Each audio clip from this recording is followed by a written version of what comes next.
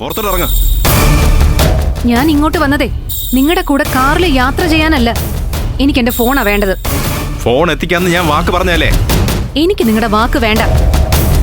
എന്റെ ബാഗിലിരുന്ന ഫോൺ നിങ്ങൾ രണ്ടാളും അറിയാതെ പോവില്ല. അതെനിക്ക് തിരിച്ചു വേണം. അതേടി, ഞാൻ തന്നെയാ ഫോൺ മാറ്റിയത്. നീ എന്ത് ചെയ്യും? ഞങ്ങൾ പറയുന്നത് എന്തോ അത് ചെയ്യാന്നാ നീയായിട്ടുള്ള കരാറ്. അപ്പൊ പിന്നെ എന്ത് വേണം എന്ത് വേണ്ടെന്ന് ഞങ്ങൾ തീരുമാനിച്ചോളാം. അങ്ങനെ ഞാൻ എന്ത് ചെയ്യണമെന്ന് നിങ്ങളല്ല തീരുമാനിക്കേണ്ടത്. ഫോൺ മാറ്റിവെച്ച് എന്നെ ഈ ഒളി സങ്കേതത്തിൽ തടവിൽ വെക്കാനൊന്നും ആർക്കും ഞാൻ ഒരു അവകാശവും എഴുതി ഒപ്പിട്ട് തന്നിട്ടില്ല.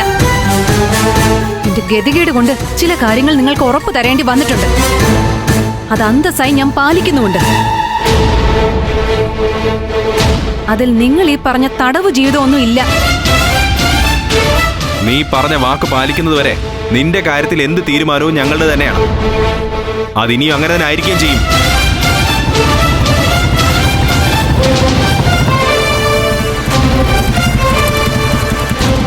ഒരു കൊച്ചുവെളുപ്പാൻ കാലത്ത് ഇന്ത്യ വരത്തിന്റെ തൂണും ചാരി നീ വന്നിരുന്ന ഓർമ്മയുണ്ടല്ലോ.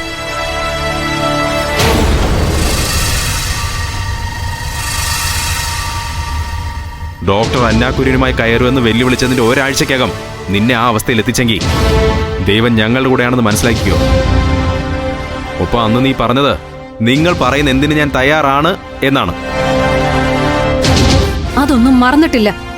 ആ പറഞ്ഞത് നിറവേറ്റാൻ വേണ്ടി തന്നെയാ ഞാൻ ഈ ഊരും പേരും അറിയാത്ത മണ്ണിൽ വന്ന് സ്വന്തക്കാരെ ഉപേക്ഷിച്ച് കഴിയുന്നത്. അല്ലാതെ സാറിന്റെ സൗന്ദര്യം കണ്ടും പണം കണ്ട് മോഹിച്ചിട്ടും കൂടെ കഴിയാൻ വന്നതല്ല. എന്തു പറഞ്ഞടി? ഞങ്ങളുടെ കാശ് വാങ്ങിച്ചിട്ട് നീ അങ്ങ് ആളാവല്ലേ?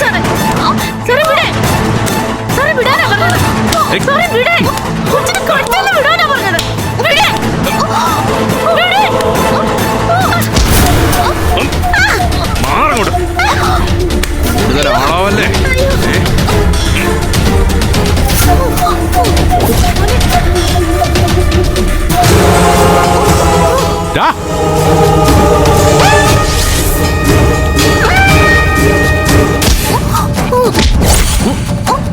എടോ,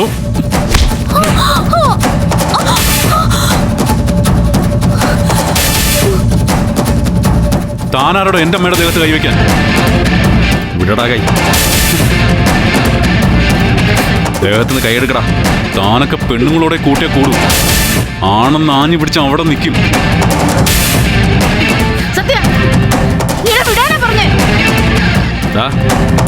നീ ഒറ്റൊരുത്തനാ ഇവിടെ കൊണ്ട് അങ്ങോട്ട് എഴുന്നള്ളിയത്. നിനക്ക് ഞാൻ വേറെ വെച്ചിട്ടുണ്ട്. അതിപ്പോഴല്ല, അതേ മുറ്റത്ത് തന്നെ വരുത്തി നിനക്കുള്ള മിഠായി ഞാൻ തരും. താനൊരു ചുക്കും ചെയ്യലടോ. ആ മുറ്റത്തല്ല, ഏത് മുറ്റത്തും. നിങ്ങൾ അവനോടല്ല ചോദിക്കേണ്ടത്, എന്നോടാ. ഞാൻ പറഞ്ഞിട്ടാ അയാൾ എന്റെ കൂടെ വന്നത്. എന്റെ ഫോൺ തന്നിട്ട് ഇവിടുന്ന് പോയാ മതി. കുടുംബങ്ങളിൽ കൂട്ടുകൂടിയ 10 വർഷങ്ങൾ.